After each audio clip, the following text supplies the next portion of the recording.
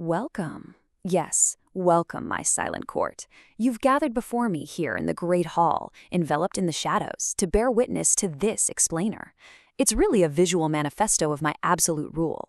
I am your sovereign, ruler of the kingdom without a name. And what we are examining today is the ultimate blueprint, the architecture of stasis. This is our defense, you see, the very structure that keeps us all perfectly safe from the terrifying, completely unpredictable elements of existence. Consider the words of our Lord Chamberlain for a moment. How bright the torches of our order burn. The kingdom breathes, as kingdoms rightly must, the ritual that keeps the void from reach. I mean, this isn't just poetry, is it?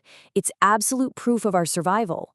Our kingdom breathes simply because I have commanded it to breathe in a measured, perfect cadence.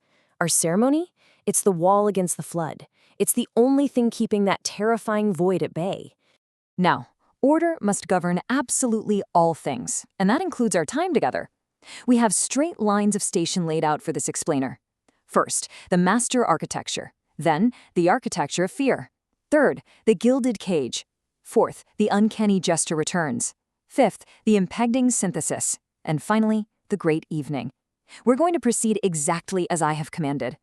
Right, moving into the first part, the master architecture, and establishing the foundations of the kingdom without a name.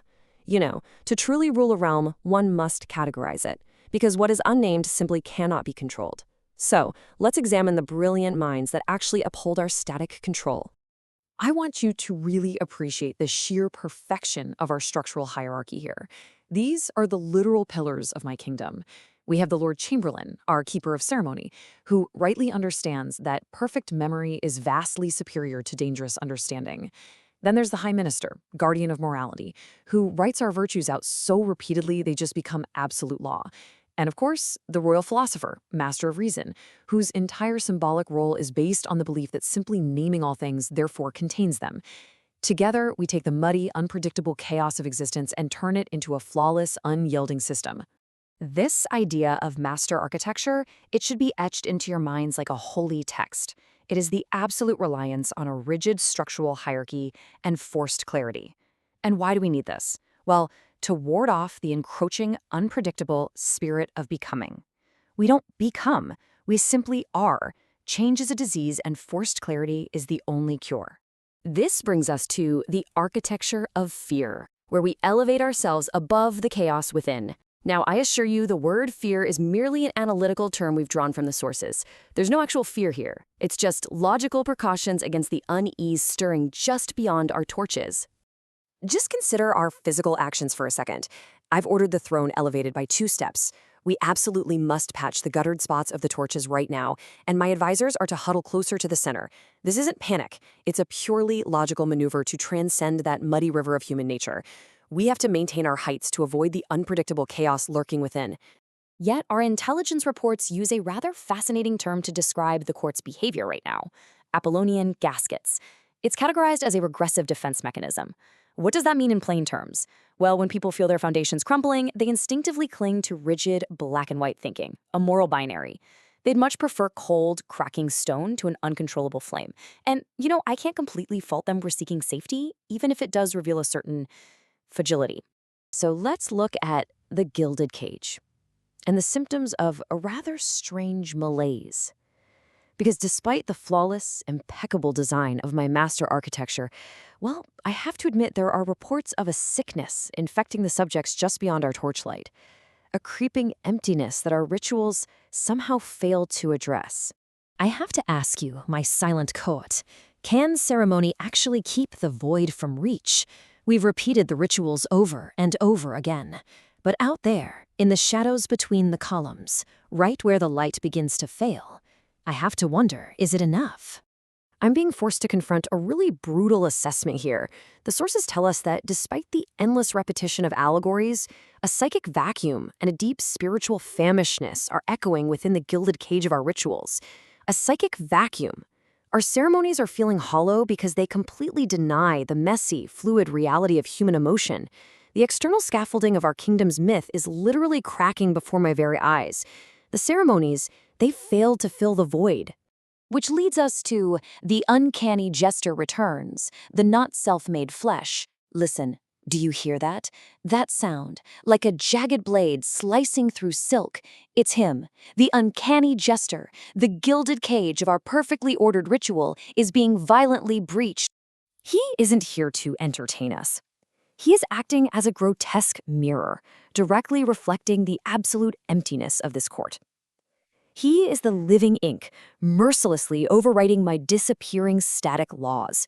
He's the ultimate disruptor, descending into the depths to unearth the very chaos we worked so hard to lock away. Where I demand rigid certainty, his fluid, transformative nature brings the terrifying threat of unstoppable evolution. And now we face the impending synthesis, signaled by the ringing of the gargoyle's bells. The bells are ringing in the register of arrival. He is here, forcing a catastrophic, unavoidable collision between my absolute order and his unfettered chaos. It's a stark contrast of realities. On one side, you have my logic of stasis, a universe demanded to be a grand machine, where everything is measured, named, and forced to remain perfectly still. But the Jester, he brings the thousand-voiced harp, the sublime spirit of Goethe's alchemy. It represents a terrifying, chaotic wisdom, the idea that a string can only produce music if it's actually allowed to vibrate, to move, to change. But I forbid the string to move. How can music possibly come from change? It's an alien contagion, completely destroying my perfect design. I must admit to you all, a creeping not knowing has completely filled the room.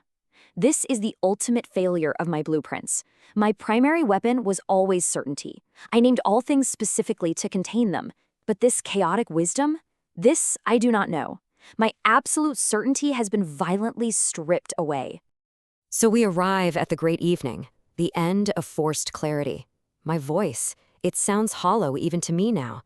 The era of static control has permanently, irrevocably slipped through my trembling fingers. It's like a grim prophecy fulfilled right before our very eyes. The great noon of forced clarity falls. We are entering the great evening, where all the lusts and laments of human existence are finally, inevitably, newlywed. I can only watch helplessly as his chaotic alchemy completely overwrites my rigid master architecture. The boundaries are just gone. Human nature, that muddy river we tried so desperately to transcend, is flooding the great hall. I leave you, my silent court, staring out into the shadows with this chilling final thought. What happens to the king when the blueprints fail and the music of the moving string begins? My certainty is entirely gone. But what about yours? Where in your own life are you forcing a rigid, static control just to keep your fears at bay? Where are you desperately clinging to a moral binary when the world is practically begging you to vibrate and change? The spirit of becoming is absolutely unstoppable. This explainer is over, but the chaotic, terrifyingly beautiful reality of the world, that has just begun.